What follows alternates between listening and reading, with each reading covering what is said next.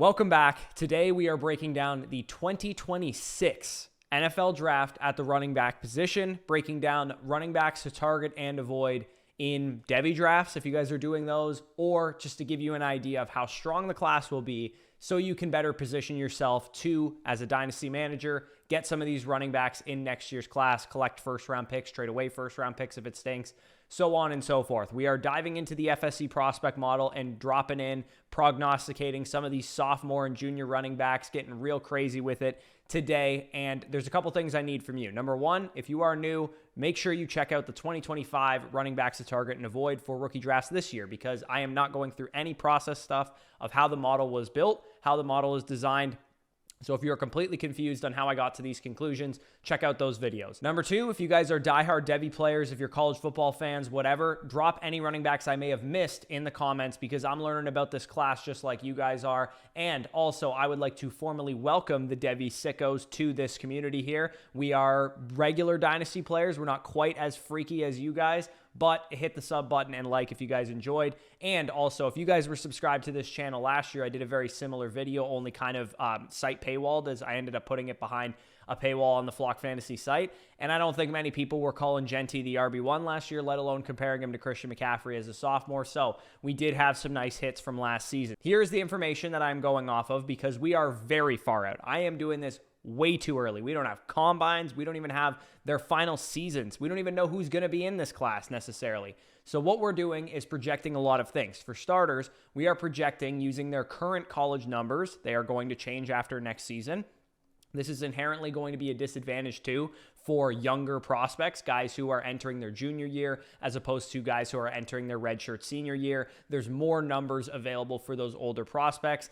As I just mentioned, maybe these guys won't be in this class as well. There's going to be players I talk about who end up going back to school, but generally good junior year, good senior year, and they will probably come out for the draft. Number two, to account for progression of these players. This is an important thing that I'm doing. I am grading them on a curve. So if you are entering your third year in college, meaning that you're a junior, redshirt, sophomore, something like that, I am upping your model score by dividing it by 90 over 100. So essentially, I'm giving you about a 10% boost in your grade, assuming that you'll have a nice productive season this year, giving them a nice bump for those prospects that are entering their junior year and still have a lot of development left to do. I'm also giving a boost to senior prospects, so guys who are entering their fourth college season, 95 divided by 100. So a little bit less of a bump that I'm giving to the juniors.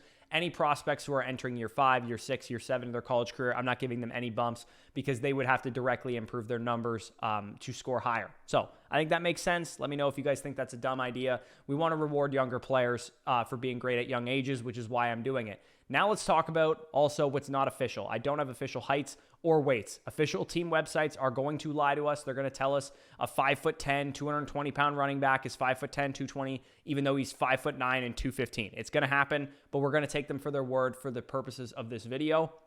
40 times I don't have, right? We haven't had the combine, probably not for another, 9 months or whatever for these guys.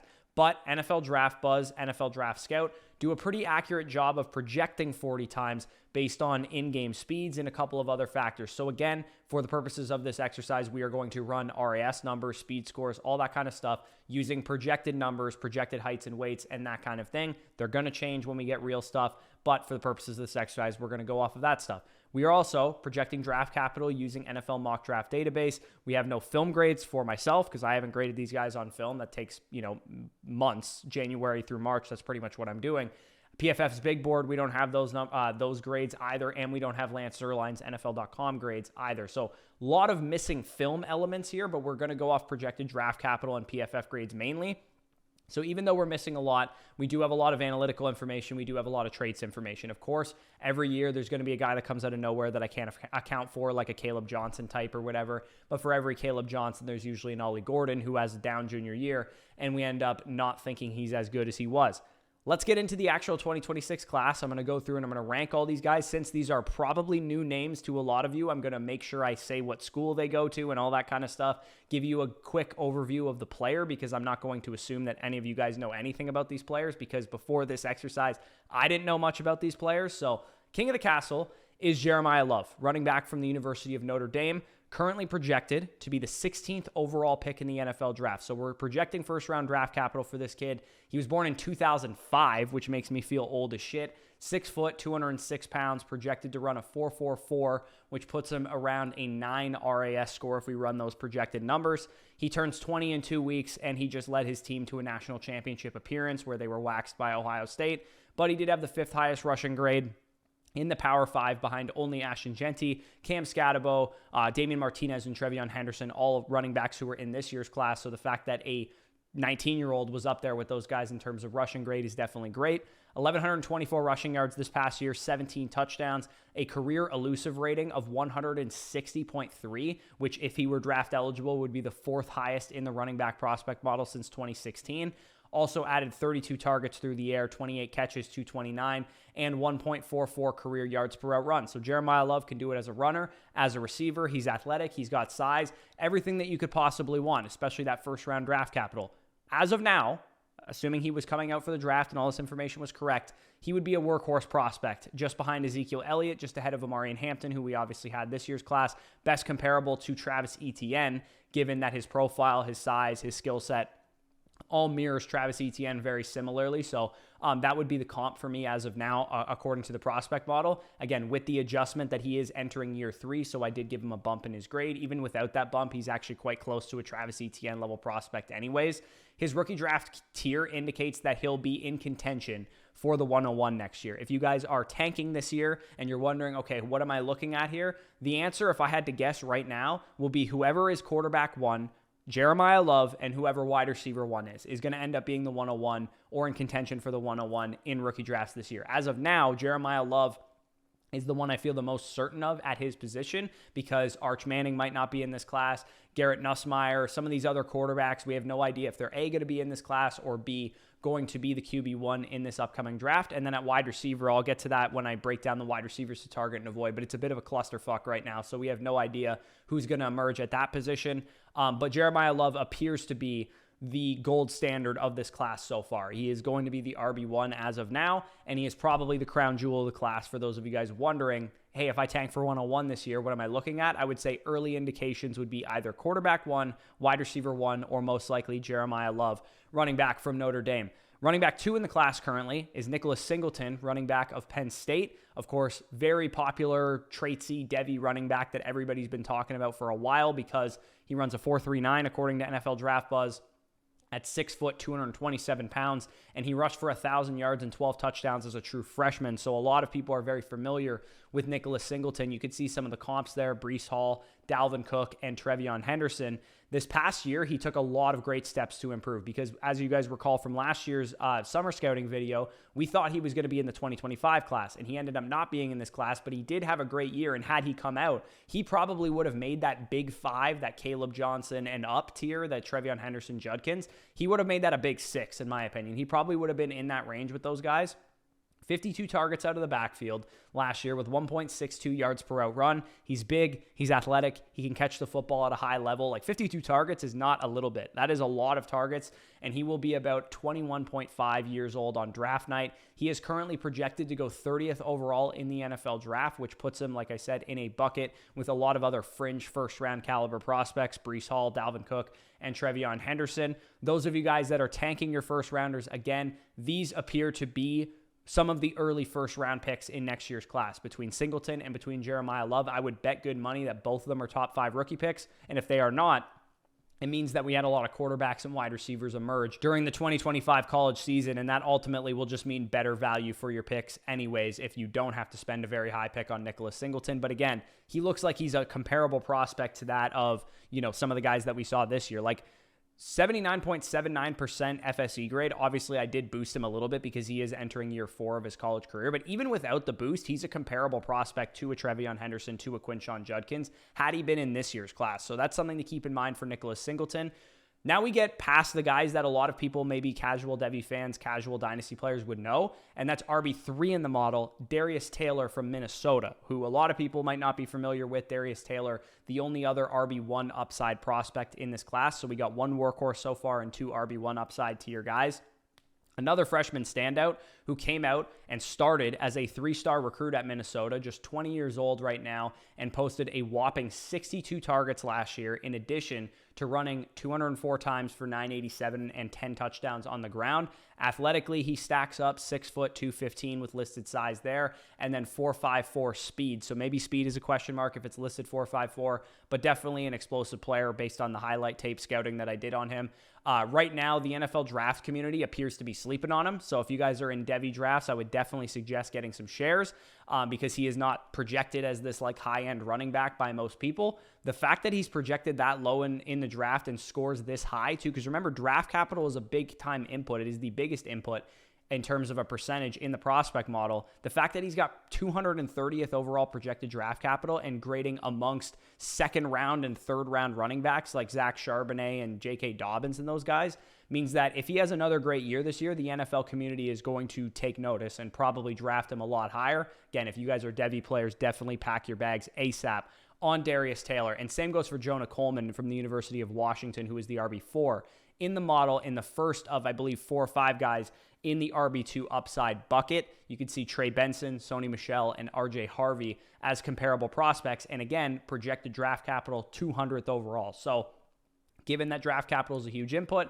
and he's projected around first and second round and third round running backs, that is a good sign that he might be a little bit undervalued on the Devy market right now. Built like a bowling ball, 5'9", 229, runs about a 4.50 projected. Similar to Darius Taylor, the draft nicks don't seem to be too impressed by him, but Coleman transferred from Arizona this year to the University of Washington. We thought it could have been, great breakout season and he'd be in the 2025 class. He ends up going back to school. University of Washington, he posts 1,060 rushing yards, 10 touchdowns, had yet another 25 plus targets this year. Excellent efficiencies, really high missed tackles forced, yards after contact, all that kind of stuff. That's why he scores high, is because he has excellent efficiencies as a runner and he's a capable receiver with good size and good speed. So Jonah Coleman, keep him on your radar. Definitely going to probably end up being one of those like second round rookie pick type of running backs, but I do think he is a great prospect nonetheless. Makhi Hughes, running back 5 in the class right now, I would say probably going to be the biggest riser from this time to this time next year. Makhi Hughes, formerly of Tulane, now of the University of Oregon, and that's why he's going to be a big riser.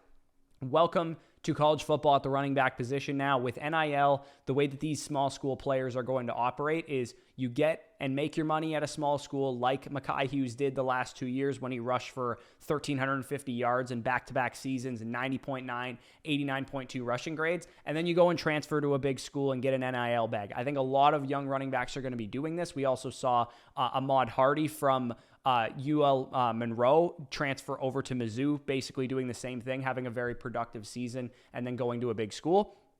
But regardless, Makhi Hughes projected to have a great year this year. Comps to David Montgomery, Josh Jacobs, A.J. Dillon, Rashad White. So a lot of other day 2-ish caliber running backs or better. And then you have Makhi Hughes projected for 70th overall draft capital. He's got the size at 5'11", 210 pounds, projected 4.4 speed. Had 26 targets last year for Tulane. He is poised to have a massive season. Oregon's going to be really good yet again, and he's already projected to be a top 75 pick by scouts. So it wouldn't shock me if Makhi Hughes ends up being, let's say, the NFL's RB2 off of the board during the actual NFL draft. But regardless, he's one of these dudes that we would like to see take a step forward at a big school, produce at a high level yet again, and he could be a very big riser in terms of overall draft capital. RB6 in the class right now is Jadyn Ott, formerly of the University of California, now of Oklahoma, where he and former Washington State quarterback John Mateer, who is like top 10 in Heisman odds right now and just had 40-plus touchdowns, him and Cade Klubnik, the only 2 quarterbacks to do that last year,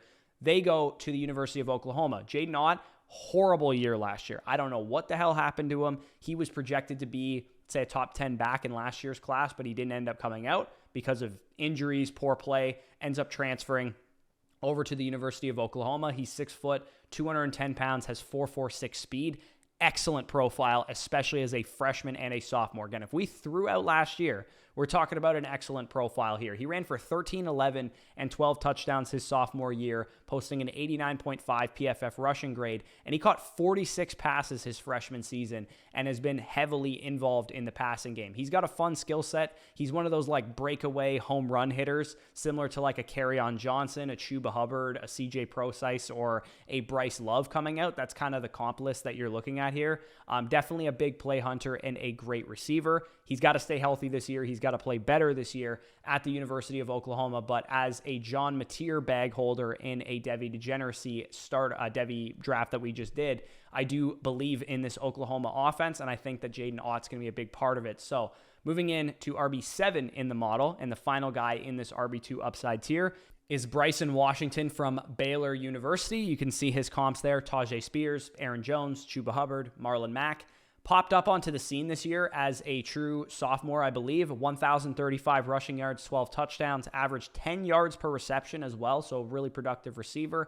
210 yards on 21 receptions, 6 foot, 203 pounds. He was a high school track star, so he's got good athleticism, good speed. I believe he was like all-state triple jump and 100-yard dash and all that kind of stuff. He may not come out. I do see a lot of people projecting that he will be in the 2027 class because he is still a very young player, and he will just be his second year starting at Baylor this year, but definitely an interesting sleeper for you Devy folks looking to add something to your Devy bank as well there. So Bryson Washington maybe won't be in this class, but does score pretty highly already based on just one season of data.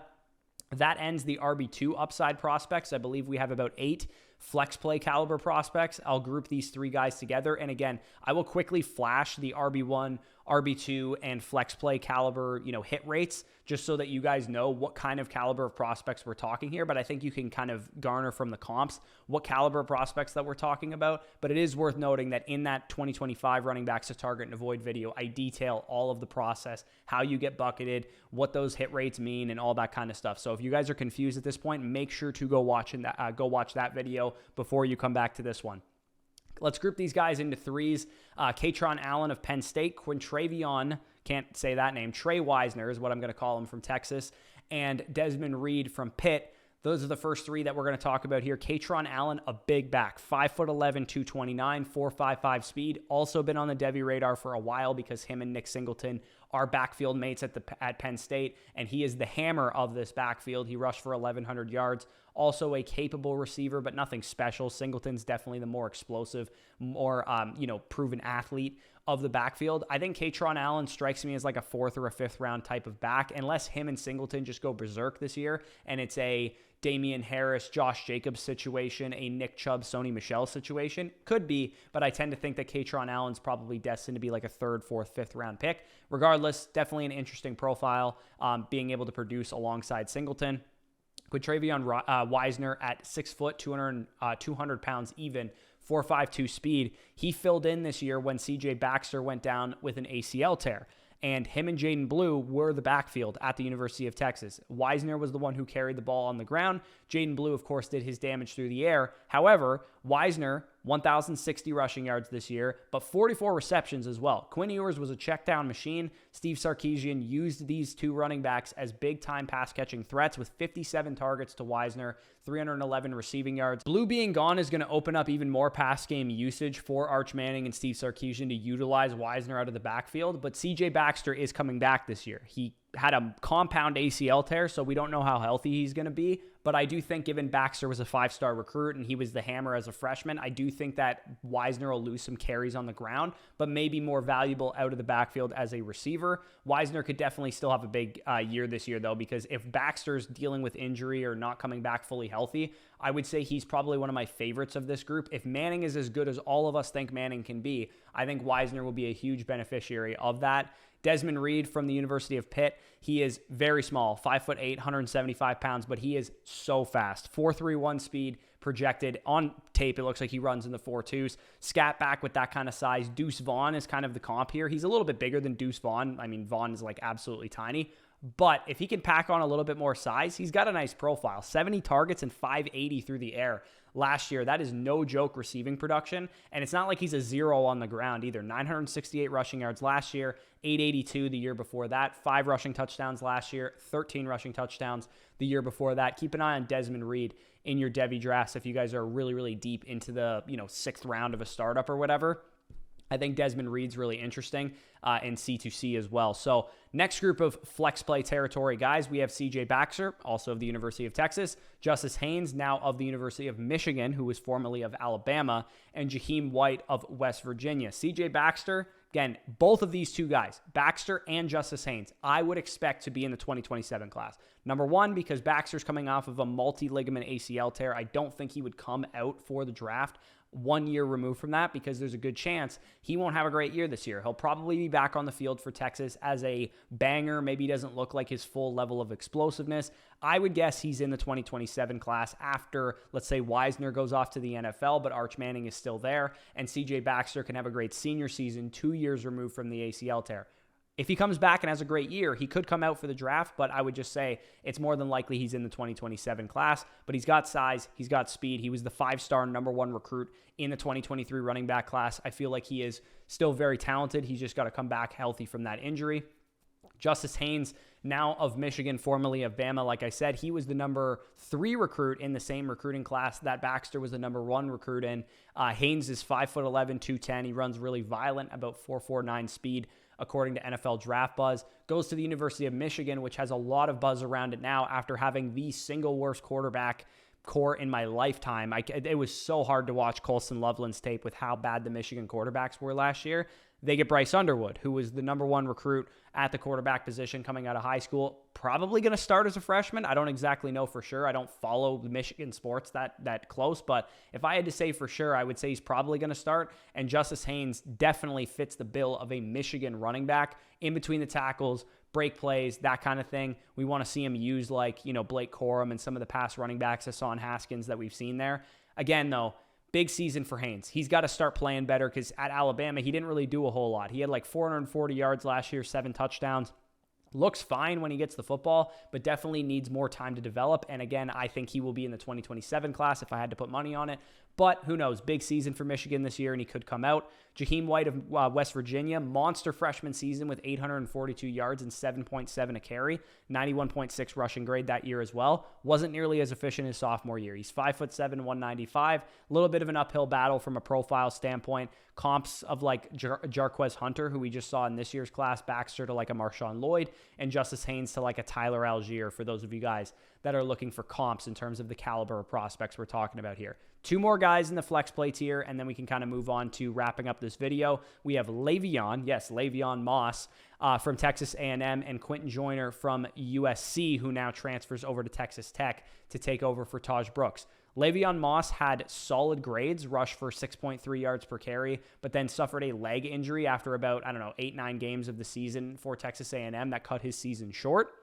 Widely considered a top 5 to 10 back in this class for most NFL draft scouts, but the question is, what is his health? He's coming off of a leg injury. There's no details. I looked, is it an ACL tear? Is it an Achilles tear? I have no idea. It just says leg injury everywhere. If you're a Texas A&M fan, you happen to know what his injury is, let me know down below in the comments, but all I could find was leg injury, which is very, NHL injury reporting of college football. Comps to former Texas A&M Aggie Isaiah Spiller and Will Shipley. But when I watched, I debated taking him in my Devy draft, so I watched a little bit of tape on Le'Veon Moss, and he looks good. He looks like he's got an explosive burst to him. He can break tackles and that kind of thing, so he's an interesting player if healthy. Then you have Quinten Joyner, who goes from USC, where at 5'11", 216, with both of these guys having mid 4.4 speed, he averaged 7.2 yards per carry in his career at USC. The problem is he only had 82 attempts. So he was never the starter. He was never the guy for any NFL or any college football team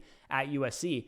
But now at Texas Tech, they just lost Taj Brooks, who carried the ball like 300 times a year for like 4 seasons in a row. So I do think Quinten Joyner can go in there, start for the Texas Tech Red Raiders, and potentially be a much better profile once he gets a full season as the starter under his belt, because 7.2 yards per carry in your career indicates that you are explosive and you can break away long plays.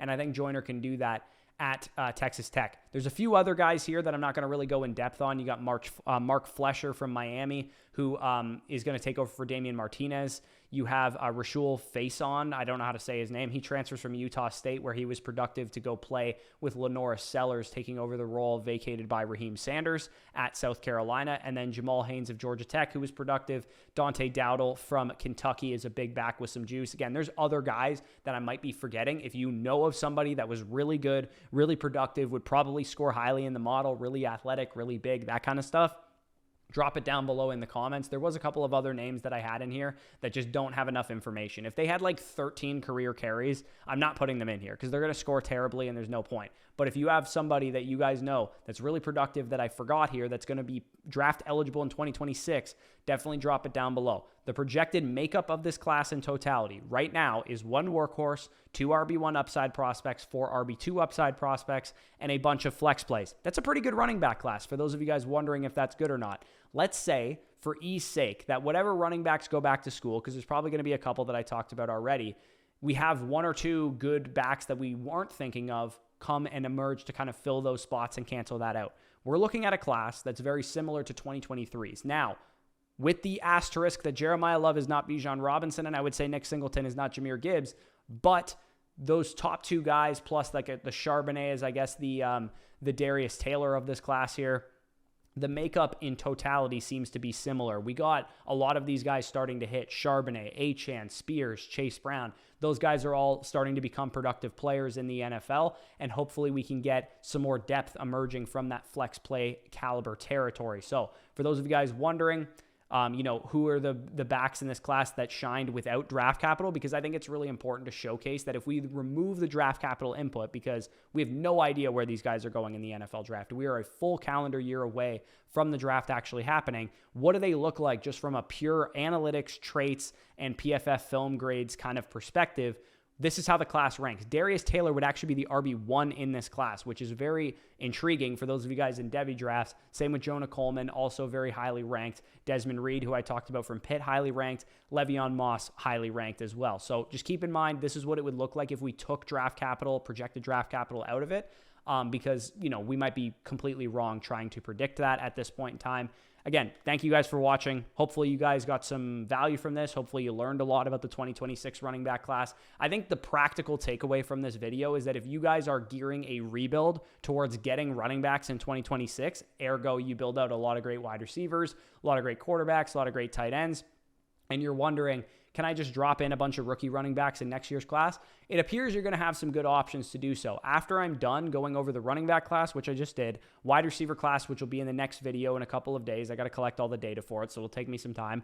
And I'll probably do a brief look at the tight end and quarterback position, because tight ends are tight ends. Nobody really cares about them. And quarterbacks are just ultimately dependent on draft capital, and I don't have a prospect model for them yet, and I will probably by the end of June when I build it. I can rip a tier list on the 2026 class to give you guys an idea of who's going to be the 101, the 102, so on and so forth, and how good this class is going to be. Because as of now, conventional wisdom would say this class isn't going to be very good, because the wide receiver position is a question mark, the quarterback position is a question mark. As of this moment, it looks like running back is decent. Could be a solid class, especially if some more guys emerge. Learn how to value these first rounders, these second rounders appropriately. All this prospect model data will not be on Flock Fantasy because it's just anecdotal for now. I'm not going to throw this data out there because there's so much that I had to project.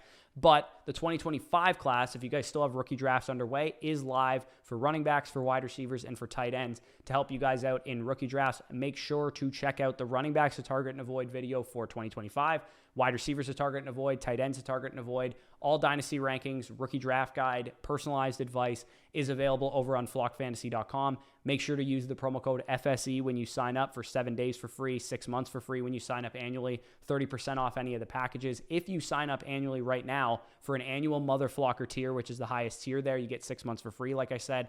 But you also get a free voucher to get a personalized team breakdown, a dedicated Dynasty Decisions episode about your fantasy team sent directly to you, or we'll do it live on a stream. Obviously, if you want it sent directly to you, you can just preface that when you order it. But we're generally going to do them on Dynasty Decisions episodes and on live streams. So if you're interested in that, you guys want to see us break down your Dynasty team live on the channel, we can definitely do that for you when you sign up down below in the pinned comment. But with that being said, like, comment, subscribe if you enjoyed. Peace out, and I'll talk to you soon.